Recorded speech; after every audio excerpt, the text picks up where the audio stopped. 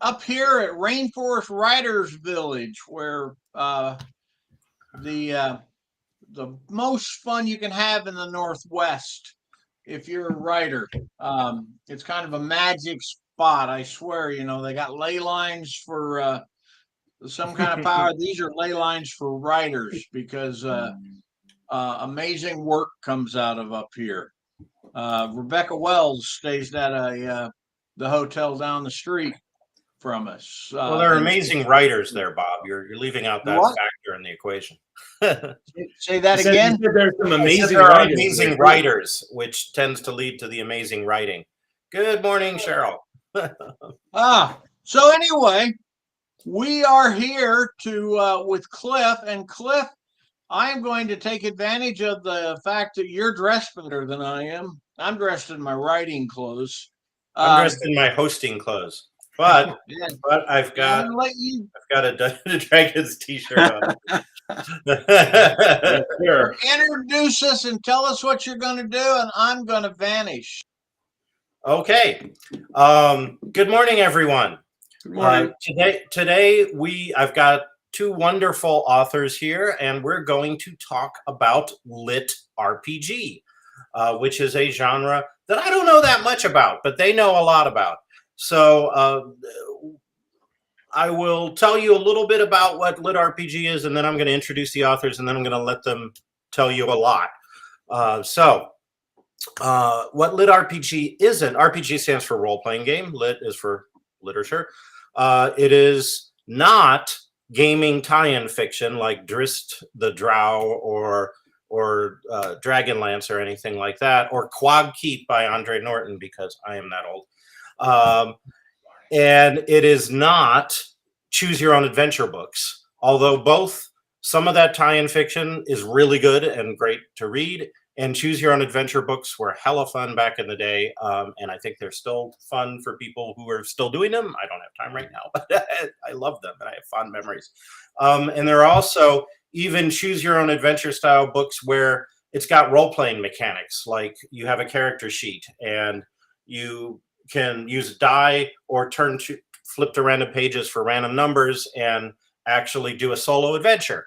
Like that. It is not Tunnels and Trolls, which is a Dungeons and Dragons clone that's specialized in solo adventures.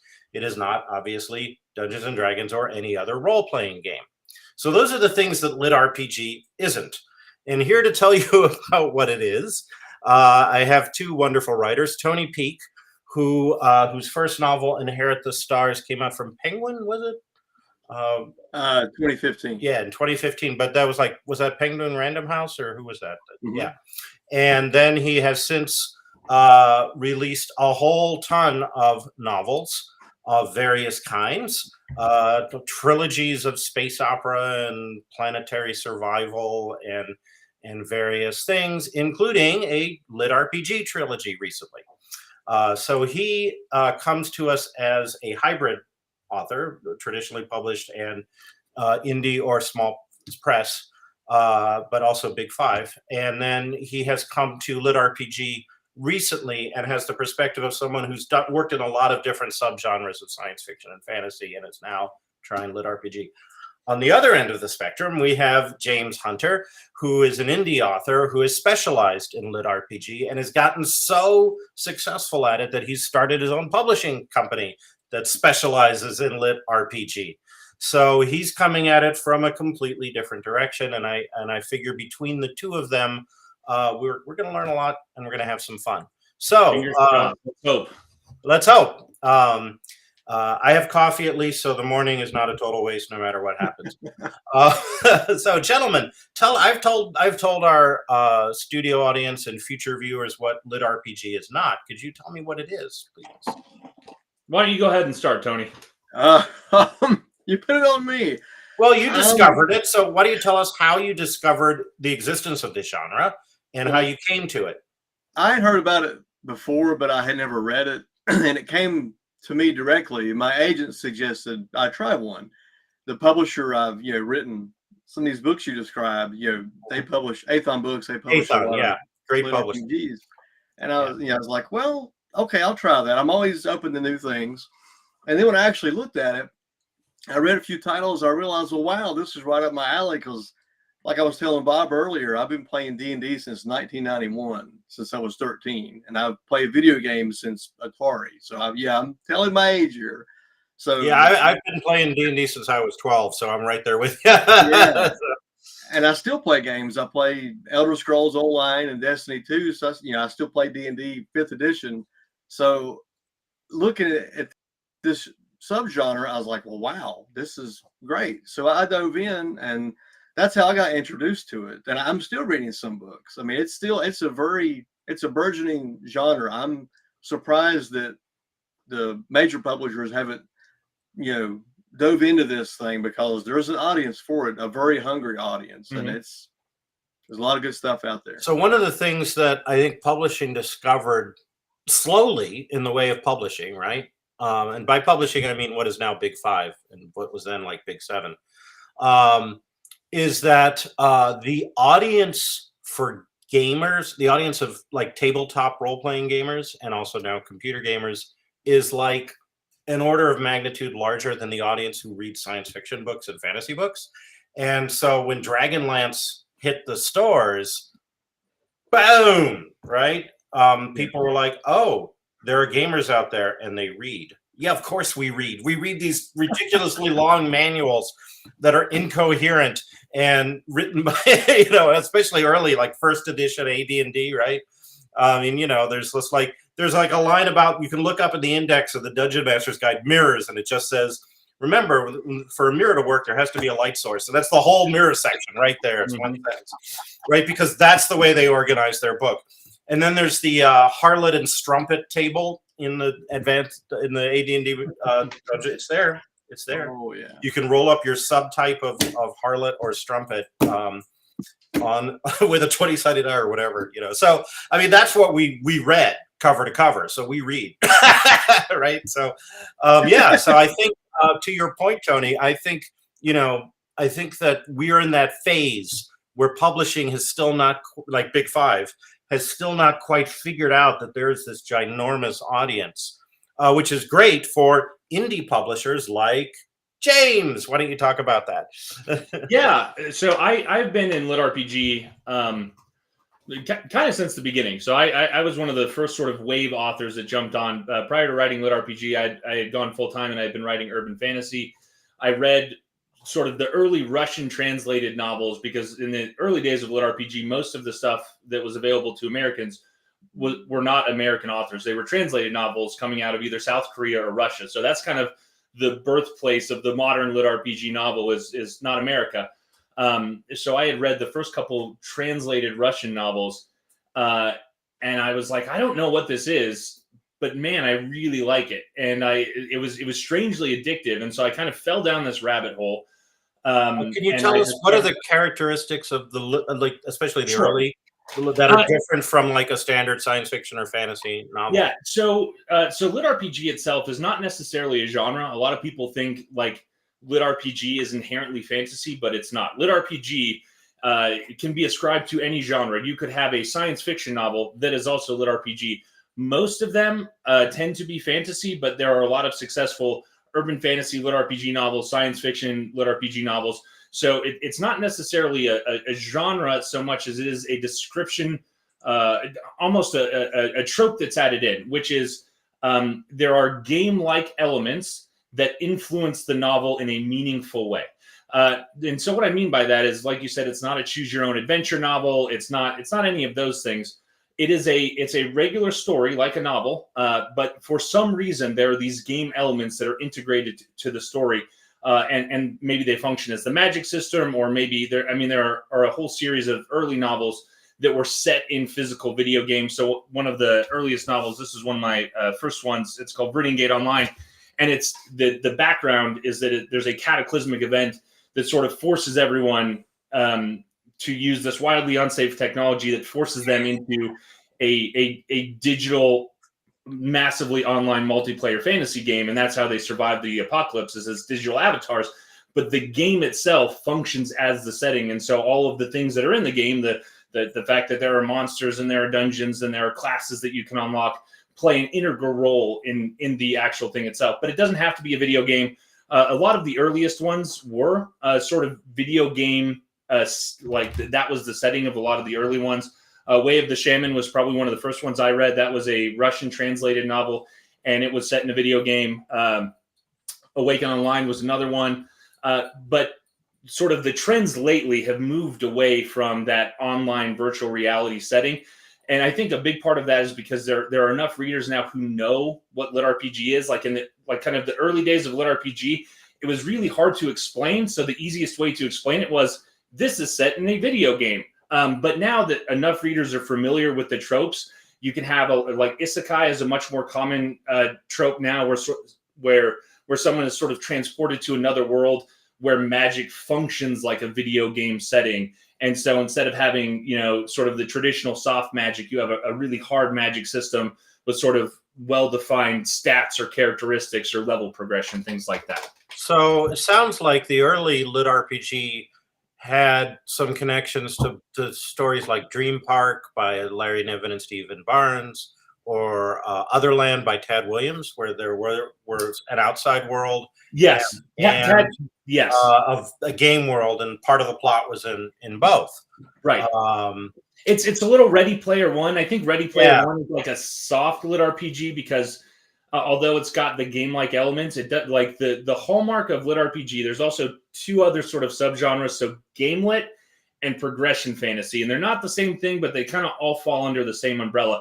But in all of them, the one staple that you have to have is sort of linear character progression where they get stronger and stronger and stronger, and they move up in levels in some kind of tangible way. So progression fantasy for like people who like anime, if you've read or like watched Dragon Ball Z, where like Goku is increasing in level like in every single episode, and he gets stronger and stronger. So that's a good example of progression fantasy. There's no like hard numbers, but the character is advancing, leveling up in a very linear progression. So it'd be easy to write an RPG description of those characters because you could just game it all out. Right. Yeah, but there's also a lot of let's be real. That is, connected to the kinds of fantasies that launched RPGs to begin with. Like, for example, in the Lord of the Rings, right? Like, they get more powerful, right? Gandalf certainly levels up at one point significantly. But like they evolve, right? Merry and Pippin develop fighting skills. Right. Aragorn, gets his head out of the sand and does his thing, right? And raises an undead army, right? Like, he couldn't have done that at the beginning of the book. Absolutely. Right. So, and then there's even more obvious ones like that are later, like, the Harry Potter books, because every year is a new year at school. You're 1 year better at wizardry than you were last year and can do more spells and do them more effectively. And they're absolutely leveling up. Like, you're a first level Hogwarts student, second year, second level Hogwarts student, etc. Right. Yeah. But those are not LitRPG. They're like adjacent though. So I find it really interesting that it's kind of gone full circle because, like, there's that, again, to bring up the original AD&D Dungeon Master's Guide, there's one appendix, I think it's Appendix N, where it talks about the literary roots, sources like Lankmar and Michael Moorcock and, the Elric books and the Tolkien books and Jack Vance, right? So you had all this stuff that then fed into the creation of the role-playing game, right? And now we have the literature that's inspired by the role-playing game that was inspired by the literature. Yes. Right?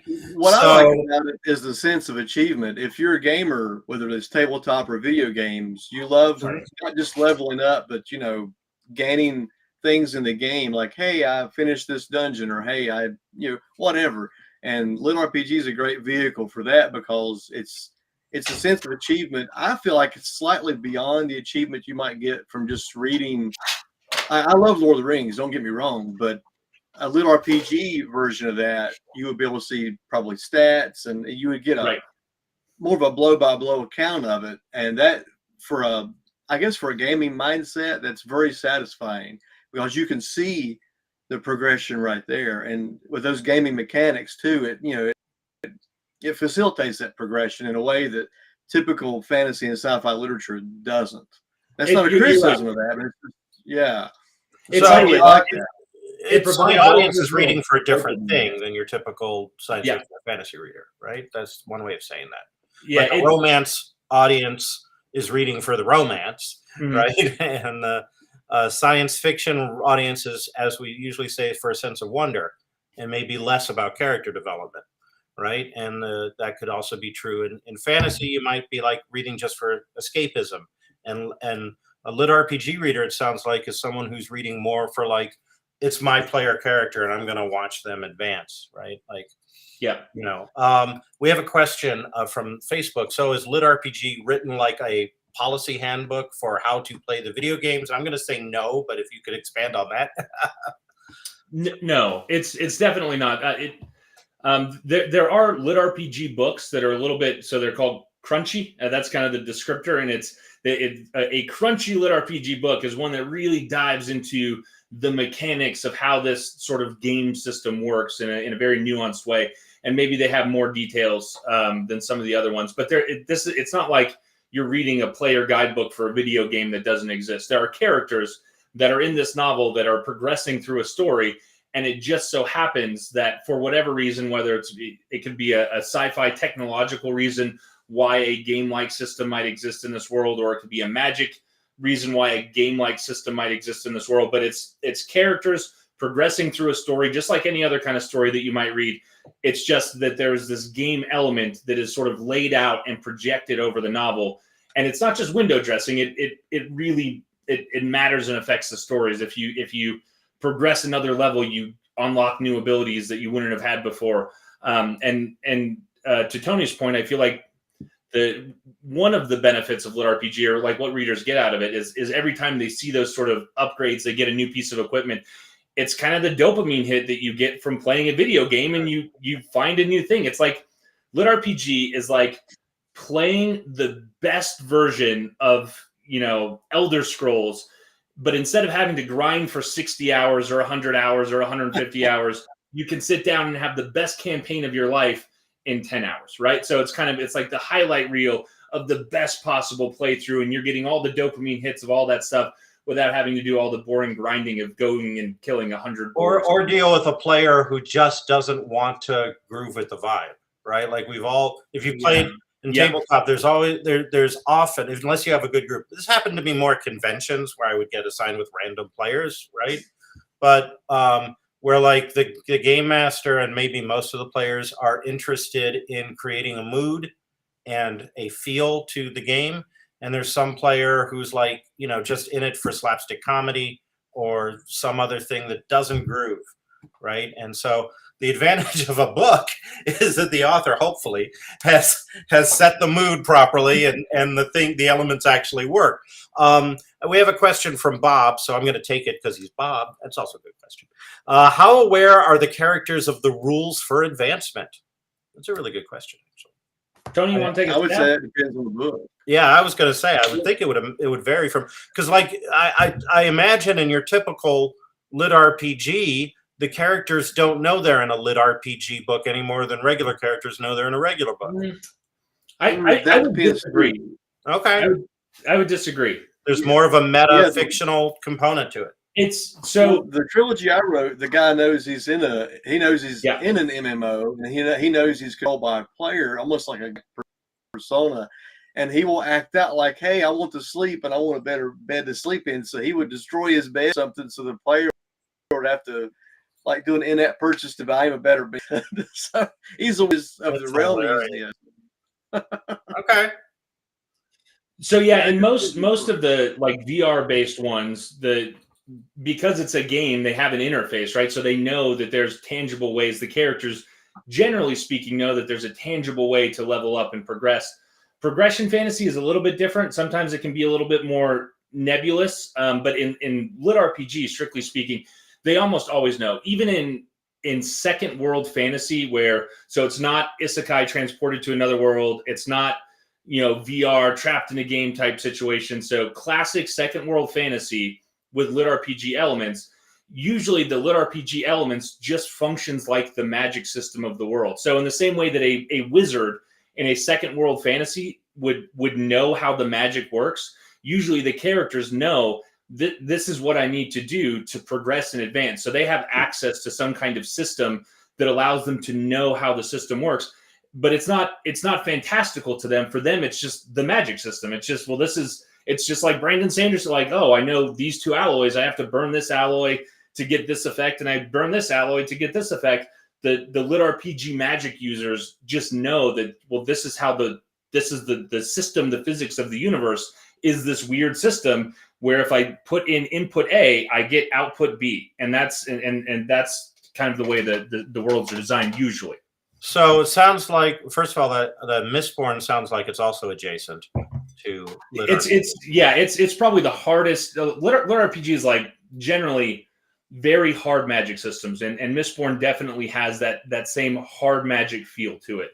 Yeah. Tim Powers also does a lot of hard fantasy. Like any Tim Powers universe, it's very dispassionately worked out. And the effects of the system on the characters are also dispassionately worked out. You do not want to be a protagonist of a Tim Powers novel. Let me just tell you that. Right Anubis Gates. But anyway, it sounds to me like what you're saying is the science fiction protagonists tend to be more aware of the game, like in Otherland or something like that, where it's obviously a game. And the fantasy protagonists are just like living their lives, and this is the world. Right. So yeah, usually that's the case. Yeah. So, somebody asked, Charles asks, how about novels that started as an RPG? The Expanse is the only one I can think of. The Malazan Book of the Fallen also started. Stephen Erickson's was a campaign that was, and of course, Dragonlance. Yes, it's set in Dungeons and Dragons, but it started as a campaign and then became a series of books because TSR licensed it. But yeah, right. And even Ed Greenwood's Forgotten Realms started as a literary place. He was inventing like Tolkien, and then TSR. Then he started a game based on it. So it started as literary, then started as a game, and then TSR bought it, and then he wrote books in it. Right. Yeah. And so there's a lot of back and forth, actually. Yeah. I would say though that those don't, like in the technical sense, qualify as LitRPG books, because although they're based on maybe a video game or a tabletop role-playing game, they're just story. And this is not necessarily detraction, only a qualification of genre. They don't feature any of those mechanics. So if you had a Dritz novel that actually showed the Dritz progressing through the levels in the way that you do in a campaign, then it would be a LitRPG novel. As it is now, it's just it's a fantasy novel set in a world that started off as a role-playing game. Although there's interesting blurring back in the I want to say the 80s or 90s, might have been the 90s. TSR, who was the publisher, for those who don't know, Wizards of the Coast bought TSR at a garage sale when it failed. So it wasn't Wizards of the Coast that started Dungeons and Dragons. It was Tactical Studies Rules. See, I'm old. They licensed comics based on Dungeons and Dragons, a series of comics like a Dragonlance comics of Dungeons and Dragons.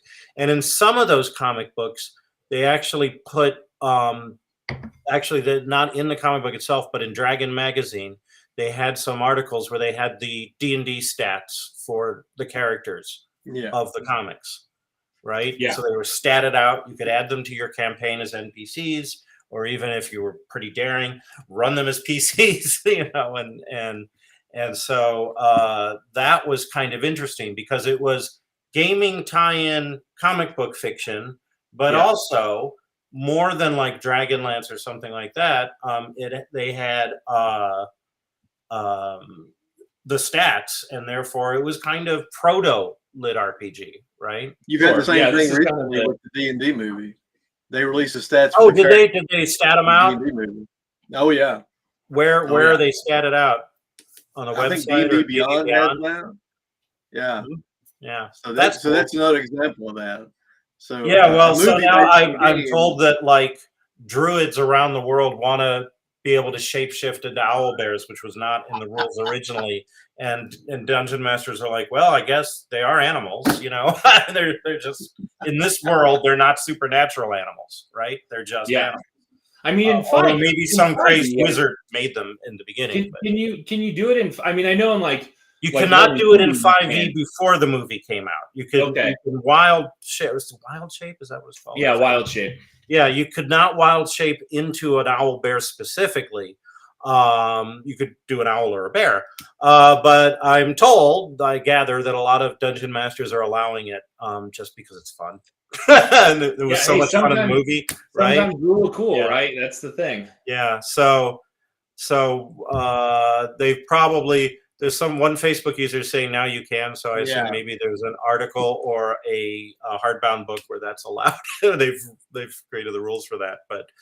But yeah, so that's also, I thought the movie, I'll just, as an aside, I'll say that the Dungeons and Dragons Honor Among Thieves movie walked the perfect line, right? Yeah. Like a newbie who doesn't know anything about the game could enjoy it as a fantasy movie. Yeah. Right. Yep. A long time Dungeons and Dragons player like me could be like watching like, oh, Rust Monsters, you know, right. Axe Beaks, right? I mean, there were all these Easter eggs, but it did the impossible. It told a story like a gaming session, but the dialogue in universe resembled the player dialogue out of character around the table, but retooled for in universe smoothly so that it worked. Yeah, right. Like all that was just beautiful. All the wonky character plans, and this is plan A, and this is plan B, and this is plan C, and now we're on to plan F. Right? This is plan C, just plan A. Plans. And then, like, is he going to walk around it? No, he's going over it. Right? You know, I'm currently playing a 5e Drow Paladin, and I can tell you Zenk is a completely different Paladin, but has the same level of annoyance to the other characters that my character has. Yeah, no, it was really well done. I really enjoyed it. Yeah. So anyway, so if anyone is interested at all in what we're talking about, and you haven't seen that movie, go see that movie. It'll be 2 hours of fun. For sure. I took my kids to see it, and we had a great time. So, but back to LitRPG. So, what I want to know from you guys, because you've told the stories of how you first heard about LitRPG, and we've talked about what LitRPG is and isn't. So, I figure we're out of the 101 LitRPG 101 phase of which is about halfway through, which is what I was hoping for. So can you tell us how, like, I know your agent suggested maybe you should write this, Tony, but James, how you became a reader of LitRPG. How did that then translate? How did you set about writing it yourselves? And James, even further down the timeline, how did you decide to become a publisher? So those are my questions. Either one of you could start. You go ahead first, Tony. You're good at this. Like, you go first. Over the Cliff by Hugo First. Co-written by James. Right in front of us. Every time to think. So you're asking, like, as far as how do I write? Like, yes. Okay. So your agent said maybe you should look into this. You read it and you're like, oh, this sounds like fun. I want to write this. Then what? Well, what I was told at that time, you know, like James said, I'd say the most popular thing in LitRPG is fantasy. So okay, it was going to be fantasy. So I went for an MMO, and it's based on the character's a thief, and he uses like a form of shadow magic to help with his thievery and whatnot.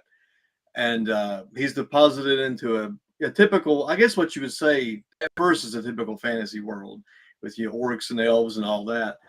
But what I did when I wrote this, you have, I guess what you would call the setting Bible. When I'm a pantser, so when I have first draft, it's just I write like mad. And when I revised, I made like the setting Bible, and I make sure I had all the rules that were in that story spelled out. So that's one thing I stress is know what you're doing. Like, you know, if they get this item or lose this many hit points, keep track of that. You should keep track of continuity in a novel anyway, regardless of genre. But it is definitely important in lit RPGs because I imagine the readers of lit RPG are less forgiving about continuity errors than your They are. So just like the readers of military science fiction are less forgiving about like chain of command problems or weapons issues or anything. They're like hard sci-fi readers that want to see the math for your black hole theory. They're like, oh, I don't know how your faster light speed drive works, bro. Show me the math, or I'm not going to believe it. That's lit RPG readers. Yeah, there you go. So that's a little daunting. I'm going to let you get back to telling your story, but I just wanted to interject a couple of things. One of them was that. You sounds like you then derived the rules like you would like if you were a game designer and somebody came to me and said, Cliff, I want you to write a role-playing game based on the Expanse novels. Somebody did that, by the way. So I would have to read the Expanse novels and take notes and figure out a system that worked with the Expanse novels, like that worked with that universe, and figure out all the rules and probably come up with gaming mechanics that would explain the contradictions that the authors put into it because they're not lit RPG authors, right? So you expect that in an 8-book series at some point there will be something that like So you're at that phase. You've written a first draft of your first lit RPG book, and then you've written the series Bible or the role-playing game supplement based on your book. Now what? Well, I would stress, going back to that, when you're writing that first draft, just have fun with it. Don't worry about the rules too much. I know everybody writes differently, but just make sure you're having a great time with it and you're enjoying it, because that will come through in the manuscript and readers can see that. They will know that when they read it. And then afterward, you can, in revisions, you can fix all the rules problems and whatnot. But now, since this was my first lit RPG trilogy, it's not real rules heavy. I've read some, lit RPGs. It's like every action is a game mechanic. There's nothing wrong with that. And then I've read some where it's like you might go a few pages before there's a game mechanic mentioned. So I tried to straddle a middle ground on that. Number one, because I was new to the genre, and number two, I was kind of cautious. I was like, I don't want to overload the reader with all this information. So did you have in the back of your mind that you wanted to bring your readers of your non-lit RPG along on this ride? Oh, yeah. I mean, I based it on a fantasy setting. I've had mine for this, like high school, and I never done anything with it. And I thought, well, this is perfect for this. I even, made a map and everything, but that's the fun part. But as far as, you ultimately have to tell, the story still comes first in an RPG. I don't want anyone to think that, this is all just a bunch of game mechanics and rules and yada. No. You still have to have a story. You still have to have, enticing characters and all those things. The same thing, the things any novel typically has that, feeds the audience. And then you put the gaming mechanics over top of that. At least that's how I went. I'm sure, everyone's process is different, but the story has to come first. Then you put the game mechanics into it. So what would you think, James? How do you do yours? I had time to think. Yeah, so I've been doing this. Like I said, I was kind of on the first wave, so I've been doing this for a while. I have about over 40 novels at this point. Most of them, I would say, over 30 of them are lit RPG or progression fantasy. When was the first wave? Give us a sense of the time. So 2015 was really the first wave of American authors started writing in this genre. So 2014, you could find Russian translated stuff. Early 2015 is when the first American writers started writing it. So it's coming on 10 years now. Cool. Thank you. Yeah. So we're coming up on 10 years as a genre, at least in terms of in American setting. I would say when I write them, I definitely think about the system, not first necessarily, but I think about the mechanics as its own character. And so one of the things that I would say that I try not to do is write a story and then go back in and add the rules, because sometimes it can feel like you're kind of trying to tack it on to make it lit RPG, as opposed to, if you treated the rules like and the magic system like a character. If you had a character in a book that you could remove from the book and it didn't affect the book, that's probably a bad character who doesn't need to be there. Any character that's in your book should be so integral to the book and the plot and the story that if you remove them, it would drastically change the book. That's how I treat the mechanics and the magic setting, is that as a character that has just as much effect on the plot and the setting and the story as the main character does, or any of the major important side characters. So that's how I kind of approach it. Sounds like a Western, where the landscape is a character. That's right. That's exactly right. So for me, that's how I've always approached the story. So I started writing mine late 2015. I published it, the first one in 2016. I had been writing urban fantasy up until that point, and my LitRPG, even though I read everything that I could find, all the translated stuff, the few American authors that had published in the genre, and I thought, man, this is fun. I have a story that I want to tell. I don't know that it's going to do anything, but I'm going to tell it. So I wrote this story. That was Viridian Gate Online was my first one. And prior to that, all of the stuff that I had read had been, a lot of it had been VR, but it was really just like a game. And so for me, the idea of, no, I want more stakes. So when I wrote my first series, I thought, okay, there's this cataclysmic world-ending event, and they're going to use this kind of Black Mirror technology to digitally save people. But the catch is, the only server big enough and robust enough to hold all these people is this giant VR MMO. So all of a sudden, the stakes really ramped up, because now it's not just people are playing a game, it's people are living in this game forever. And there's kind of this digital, these oligarchs and tech moguls that come in and try to use their money to sort of create this new feudal dark age. So there's these high fantasy tropes and these cyberpunk elements. And I wrote that 2015 going into 2016. I published it not really thinking it was going to do much, and it almost immediately started selling better than all of my UF stuff had prior to that. And I had a great time writing it, so I thought, I'm just going to, I'll do another one. And after about 4 books, it was so much more lucrative than my urban fantasy stuff that I just said, hey, I'm just going to dedicate my time to that. So I've been kind of writing it ever since. And then in 2017, my wife had come on. Up until then, kind of all of the indie publishing had just been me. I had done all the marketing campaigns and the Facebook advertising, all that stuff. 2017, my wife came on into the business and took over the business side of stuff. And within about a year, so I think the second year when I published my first LitRPG, we made $60,000 that year from all of my books.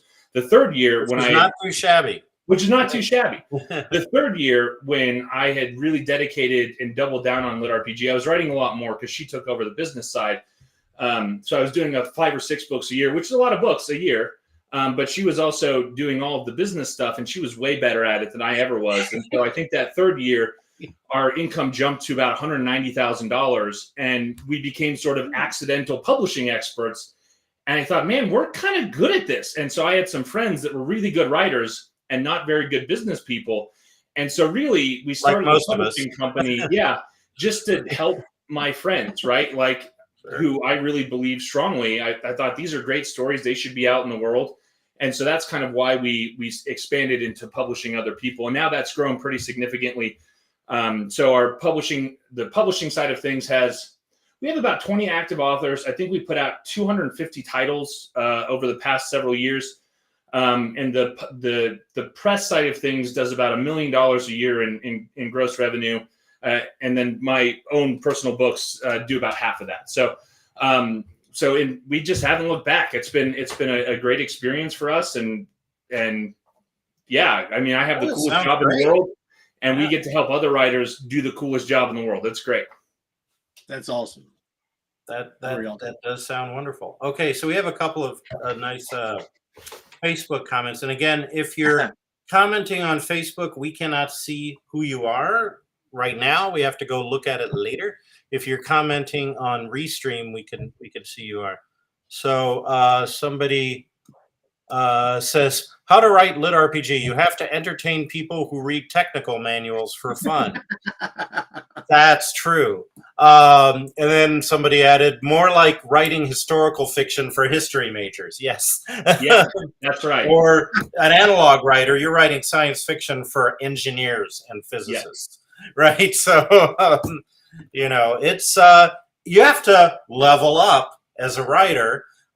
in order to do this effectively. Yeah. And I do want to mention for those who are not into gaming that an MMO is a massive multiplayer online game, Yeah. like World of Warcraft or the original EverQuest, which apparently still exists. Yeah. It's own like weird, strange universe.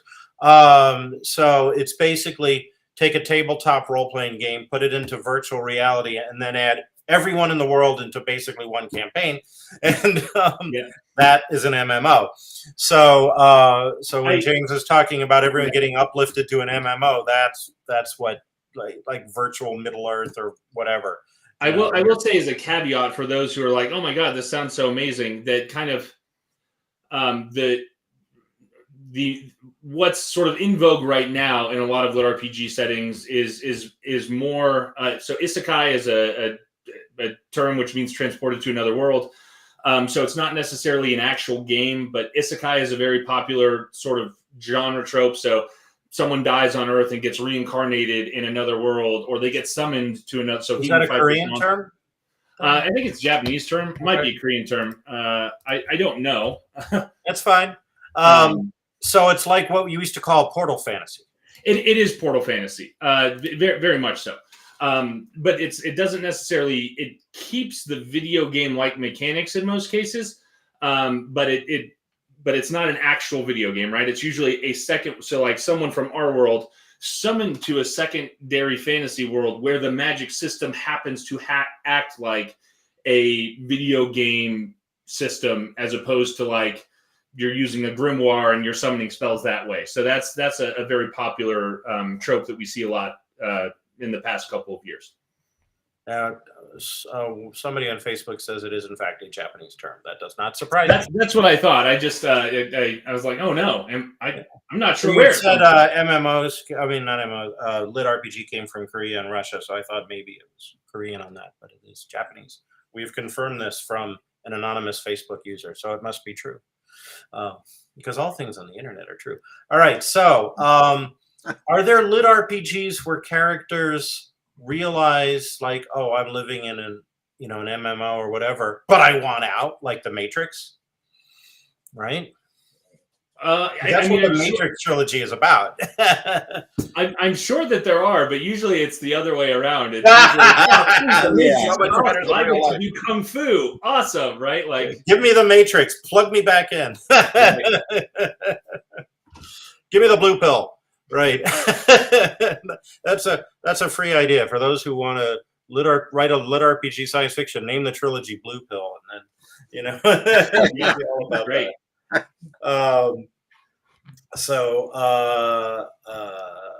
They just mentioned Critical Failures. Yeah, that's a good example of that. Okay, that was actually the very first one I read. Yeah, I know about, what is that podcast, Critical Role? Oh no, this is Critical Failures. It's right. So what is the difference, other than it's obviously completely different, but what is Critical Failures? It's a LitRPG series.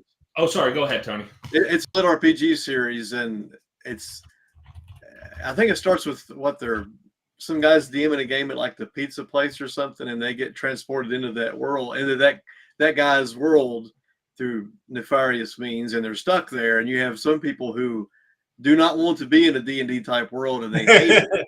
Yeah, so it's a very interesting book. Yeah, so Critical Failures is Robert Bevan. It's definitely more on the comedic side of things, and Critical Failures is it can be a little bit crass. So if you're okay with that, really great series, but just know that going into it. The other thing about it that I think is really interesting is that it is also one of the earliest sort of LitRPG, American LitRPG novels. So I think Robert started publishing those back in late 2015. So that was one of the very first Americanized LitRPG series. But interestingly enough, it's also, I think, maybe the first LitRPG that was actually set not in a video game, but in an actual tabletop style game. And that's the mechanic system is more tabletop than RPG, like video game RPG. So he did a lot of interesting things with that, for sure. So one outlier in the fantasy fiction world is the very first Dungeons & Dragons tie-in book, which was Andre Norton's Quad Keep, which came out in the 1970s. Wow. Long before Dragonlance and everything else that followed. And in it, you have Earth humans playing, I think they're playing an RPG, but they get sucked into whatever that Japanese term is. What's the Japanese term? Isekai. Yes, and they find themselves in the world of Greyhawk, because that was the fantasy setting, and they have these bracelets, magical bracelets on. And every time they do something or make a decision, the bracelets have they have polyhedra dice attached to them. They start spinning, right? And that's how they know something is happening. But they don't know quite whether they've like rolled a 1 or a 20, right? And so they try to do their thing, and then the bracelets spin, and they either succeed or fail. And the whole book is like that. And I think they get out at the end, I forget. But it is it's like the Dungeons and Dragons cartoon. They get sucked into the D&D world. Yes, exactly. And they're stuck there trying to do the thing and survive and fix the thing so they can go home like Dorothy at the end of Wizard of Oz. So yeah. So going back to your initial question about, is there any where like they want to get out? I mean, that is like usually in a lot of books, that's the theme, right? You get sucked into a weird world and you're like, oh no, I want to go home. But most LitRPG readers, because they like the sense of progression, at some point the characters stop wanting to go home and they're like, actually, this is awesome, right? So that's one of the things that I would say a lot of LitRPG readers really enjoy. They enjoy the escapism. And I think just as a point of like reader psychology, that I have found that the vast demographic for most LitRPG, it's overwhelmingly male, almost more than any other genre. So it skews about 90% male as the readership. And it generally is 25 to 55. And most of the readers are, a lot of the readers are blue collar workers. So construction workers, truck drivers. And I think that for them, a lot of it is kind of escaping into this other world where things make sense. In this world, I can do a thing and maybe I'm not rewarded. Maybe I work extra hard at my job and my boss doesn't notice and I'll never get that promotion. But in a LitRPG book, if you do the thing, you always get the reward. And I think that that's what they love about it. I worked hard and I leveled up. I did the quest and I got the reward. So it kind of gives them the agency that they feel like maybe they don't have in their current life. And I think that's part of the reason why it's so popular and why going back home becomes less of a priority, because why would you want to in a world where everything makes sense, and if you do the input, you get the output, right? And that's one of the big charms of the genre. You have a merit-based system. Yeah, exactly. That's right. It's a genuine meritocracy. Right. So that's fascinating. I have we're coming on. We got about 12 minutes left. So I have a question, and then I'm going to ask you to talk about some of your books, and also talk about some of your favorite LitRPG writers who are the big names who are not you. Those are the closing things. But my question before that is, as a reader, of non-LitRPG fiction, I do like to see elements like you describe of, getting better at things and working hard and achieving goals. And, but I also like to see emotional development, character growth on that level. Does LitRPG, does some of that, some books have it and some don't, some foreground it and some don't? How does because like when I've been as a gamer, let me tell you, in high school, I was fine with just leveling up. But as an adult, I'm more interested in character growth and interaction than I used to be. And some of my best moments of gaming have been character moments. Yeah. So does LitRPG reflect that? I'm gonna defer to Tony. I think it's a meritocracy, Tony. You'll be second level at the end of this conversation. I would say it depends on the book and the author. Not to plug my work, but what I did for my trilogy, I put elements. There's a romance. There's friendships, and those things do progress and develop. And this isn't really a spoiler. There's one character in the book. She's a thief, and like she starts out the story, and she wears some like the skimpy outfits you'll see in like some older fantasy like Red Sonja or something. And she tells the protagonist, this isn't what I want to wear. This is what my player makes me wear. And in the course of the story, she gets to design her own outfits. And in fact, in the second novel, she's making her own outfits and selling them to other, characters in the game. She was able to move past that. But that's just one example. And it's like my protagonist wanted more than just loot and levels.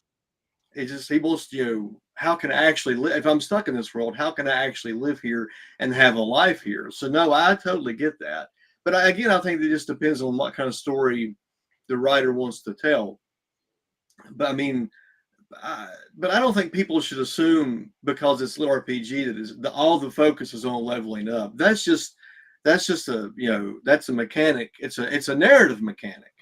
Yeah. But you still have to have, like with any other kind of story, you have to have those emotional beats as well. As in, why should I care? Why should I care about these characters? And you have to give them a reason for that. And that's going to be different from writer to writer. I mean, it's true that there's also a lot of like popular fiction that doesn't have character growth, like Sherlock Holmes doesn't really grow. James Bond absolutely does not have character growth, right? So that not all literature needs that.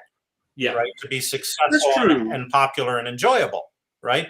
And sometimes you don't want that as a reader. Like I just want to, I have a writer friend whose go-to like comfort food reads are Star Trek tie-in novels.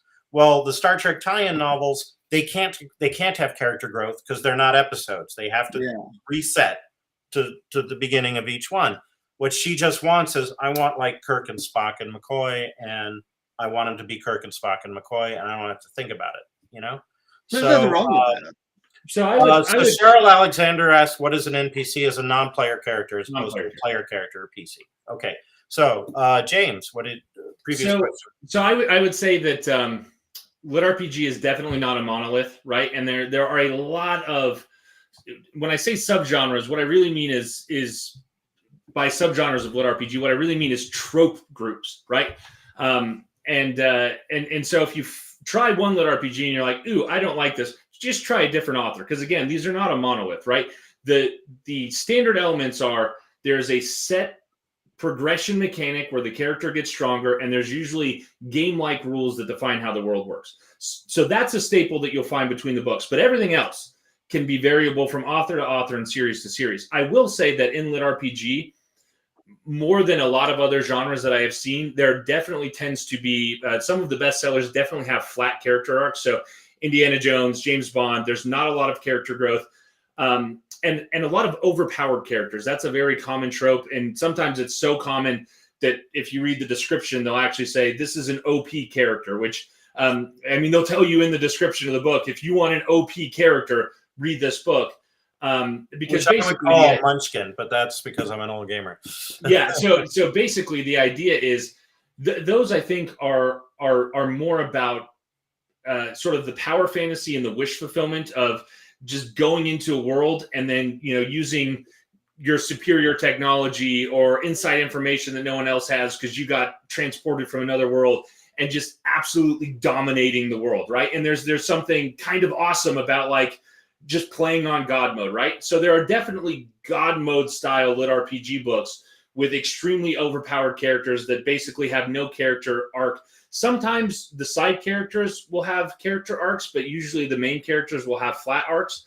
But again, it's not a monolith, and there are plenty of very successful books that don't have the OP style character, overpowered character, and do have smart, kind of witty characters that have flaws, and they have to overcome those flaws. So again, it's not in any way a monolith. Just keep trying things, because there's a lot of good writers out there doing different things in the genres. There are so many subgenres within LitRPG. We were talking earlier before the show about dungeon core, where it's basically the reversal trope where the main character, like if you ever played that game Dungeon Keeper, the MC is literally the dungeon master, and it's their job to kill the heroes for reasons that are set up in the book. So there's a million different ways to play with LitRPG, and there's a lot of really good examples out there. So two things. One, Carol Crummy asks Twinks. She's using the term from MUDs, multi-user dungeons, mushes, and moos to, which is equivalent to a munchkin in that environment. Yes. The way you use it, not the way the word twink is used in the LGBT community. They're very different, completely unrelated. And then I would say I had a revelation while you were talking that John Carter of Mars is an OP. Conan, John Carter of Mars, absolutely. And I'm just like, wow. And he has no character growth. And yeah, you know, and his advantage is Earth gravity muscles, and that's it. Right? That's it. You know. So, oh my gosh. All right. So Bob is back, which means we're running out of time. I do want you to plug your books and maybe first mention one or two authors who aren't you that write some good, your favorite LitRPG, and then let's plug your books. Tony. keep the ball rolling, man. You know what? I'm gonna make you do it. Go first, James. Just all right. Because Tony has leveled up now. He's second level. You go first. A couple of books that I really like that are not me. I would recommend the Cradle series by Will White. It's not LitRPG. It's progression fantasy. It is excellent. Go read it. Dungeon Crawler Carl by Matt Dinneman. Matt's a friend of mine. He's a great writer. Really, really great series. A little bit irreverent. I would also recommend, if you like puns and you like things that are a little bit more silly, go check out The Ritualist by my buddy Dakota Kraut. That's also an excellent series that's crunchy RPG with a very, very well-defined system. So if you really want to dig into the system mechanics, The Ritualist by Dakota Kraut. All right. And Tony, for me, recommendations. For me, I've written a lot of books. If you're interested, start with this one, maybe Viridian Gate Online Cataclysm.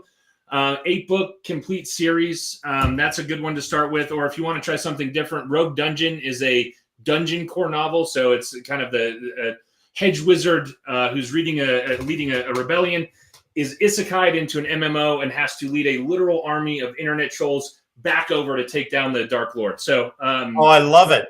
And that's a fabulous cover. Can you show that again? Thank you. That's really great cover art. Who is your artist? I have a lot of different artists. That one was her name is Amalia, and she is Romanian. I think you can find her on Facebook. Nice. Can you hold that up again? Because I just love it. Yeah. So that's Rogue Dungeon, and she was also the cover artist. Those are both beautiful. Those are really beautiful. All right. And her name was? Amalia. Her last name is really hard to pronounce. I'll look for it. Okay. Tony. Anyways, you guys go. I'll Tony, drop it. Favorite books, what you're plugging? Of course, I've read Matt Dinneman's Dungeon Crawler Carl books are excellent. Brad the Impaler by Paul Sadding, that was really good. Let's see. Trying to look what I read here. Don Chapman's Winter Harvest. I like those books. Tom Carpenter's Kingmaker Saga? Yeah. So, who wrote the Critical Failure? I can't think of his name. Robert Bevan. Yeah, that's another really good one. So I would definitely recommend those. And James, I'm gonna check out yours. I just added it to my Amazon list. I will check that out. So please, I hope you enjoy them, and thanks for a great conversation. Oh, yeah. Awesome. And all right, and Tony, you're plugging your books. Now this isn't LitRPG. That won't be coming out for probably another year or so. But this is my latest from Athon Books. It's Redshift Runners. It's a space opera based on pirates. My influences for this were anything from Frederick Pohl's Gateway to the Expanse books to EVE Online. So if you like really hardcore, almost submarine-based space combat with a bunch of crazy space jockeys, this is just as your story. So awesome. And are you ready to tell us the name of the first book of your LitRPG series? Is that something you can? Oh, it's Hero Dawn Online is the name of the series, and what is the? Oh, it's 1.0. I can't think of the first the title. I wrote the friggin' book. I can't think of the title. Okay, what's the series called? Hero Dawn Online. Hero Dawn. It's based on online. Yeah, it's based on MMO. So I went for that. So, cool. Yeah. So we'll look for that in 2025, right? Hopefully by then. Hopefully maybe maybe later this year or early next year. I haven't heard back on that yet. But it's the trilogy. Is that going to be Athon Books again, or? Huh? Is that being Athon Books, or is that a Oh, different publisher? Okay. All right. So check out Athon is AETHON. Mhm. They have a website. You can get on their mailing list, I'm sure. And the authors, if you look up their names, then you will find their websites and get on their mailing lists. And you can find out about their current and future releases. Thank you, gentlemen, for a wonderful conversation. Thank Thank you. you all for stopping by. So glad you came. And looks from the comments, it looks like the audience has also very much enjoyed our conversation. Bob, take it away for the closing remarks. Well, guys, I gotta say, you have caused completely to exceed my expectations. As we discussed previously, I had only read one LPRG novel, and that was The Wandering Inn. And while I admit it held my interest for a bit, I didn't know what I was reading. I had never read, literally, I had never read an LRPG, and I thought, well, this is weird. Why are you flashing character stat sheets in the middle of my book? You are unfamiliar with the genre tropes. Yeah, well, I stumbled on it. Of course, some of the greatest books I've ever read were stumbled on it. I don't know if you guys are familiar with a writer by the name of Mark Tufo. I am not. Stumble on him. Mark Tufo. All right. Yeah, he was. I mean, he's written like 20 or 30 or 40 novels. Had him on the show one time, but he basically got started off self-publishing because nobody would buy it, and then he edited it's a long fantasy series, right? I was not familiar with him until I interviewed him. Yeah, and he was really nice and really smart. Yeah, but zombies, it looks like cool. Well, I like a good zombie novel. Go read the first couple of Mark Tufo's zombie novels, and you will get a whole new appreciation of what working at it. You remind me a little bit of it, James. You know that you just kept going and kept going and kept going, and you got there. And this is it's just heartwarming to listen to you two talk about a genre that I know nothing about. And I will admit, while you guys were off, I have now got a page of notes on a story that may very well show up adopting some of this, because Awesome. BQ Press should not consider themselves above the LP. That's for commoners. It just looks very fascinating. Well, sounds like you've also leveled up today, Bob. Well done. Oh, yeah, hell. go Bob. That's right. And Bob, if you have any questions, don't ever hesitate to reach out. I love talking to and working with authors. So if you ever have any questions, like, hey, this thing, just hit me up on Facebook. Be happy to talk more. Well, that would be most excellent. Now, any last words from any of you before I talk about what's coming up next week? I will say, aside from plugging my own books, if you want to check out more LitRPG or progression fantasy, Shadow Alley Press, that's the publisher. We have a ton of fantastic authors, LitRPG, game lit, progression fantasy. You can go to our website, shadowalleypress.com, and find just scads of new books and new authors that are all absolutely excellent. Cool. Thank you for remembering to do that. Now, let me ask you a question I have for you both. Short stories or novels? We've talked a lot about books. Does LRP, does this have RPG? Yeah. Is there a place for this in short stories? I mean, are there such things as LP or LRPG anthologies?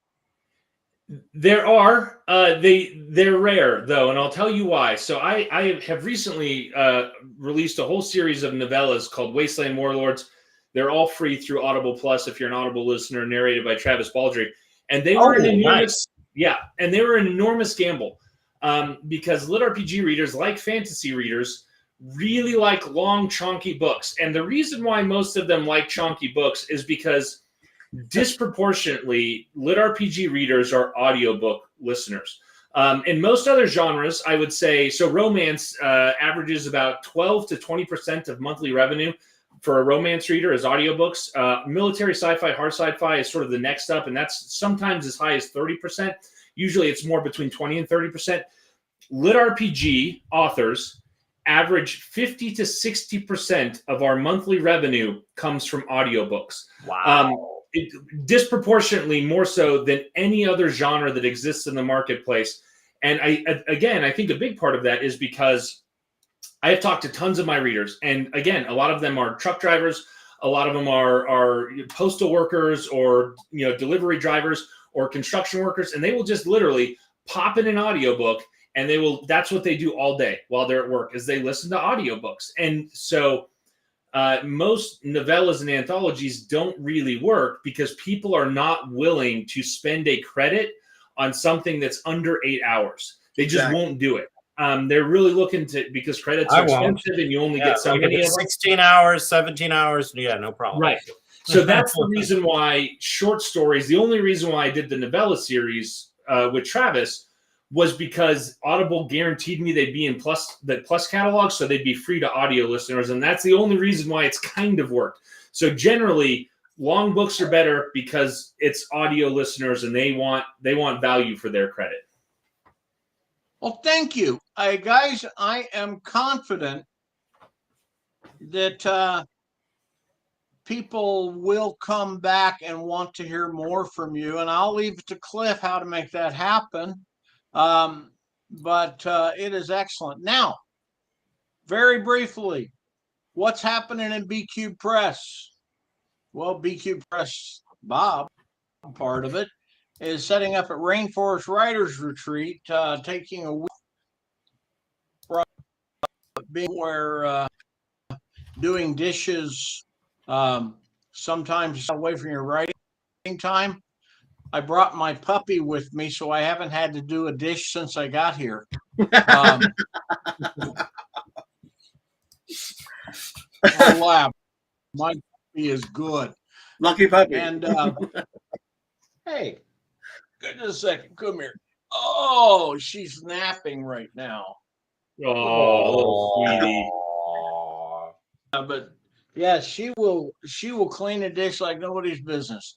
But what I'm doing is I'm doing the final edits on the getting our Breaking Up Is Hard to Do about the balkanization of the United States, or efforts to balkanize the United States.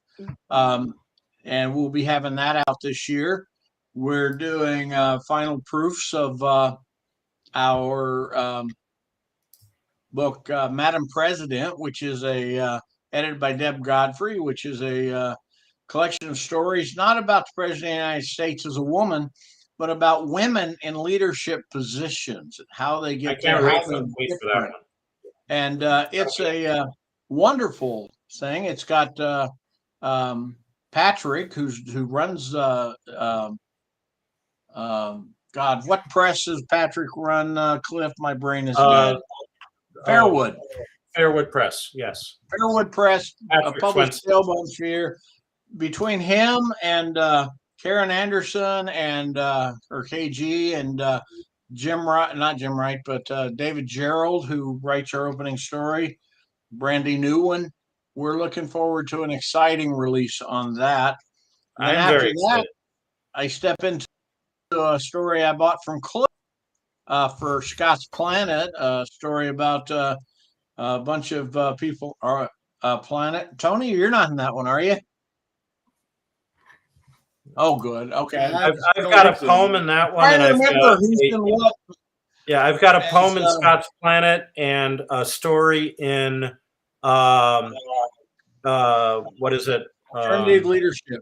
Alternative Truth Southern Edition. Bless their hearts. Yeah.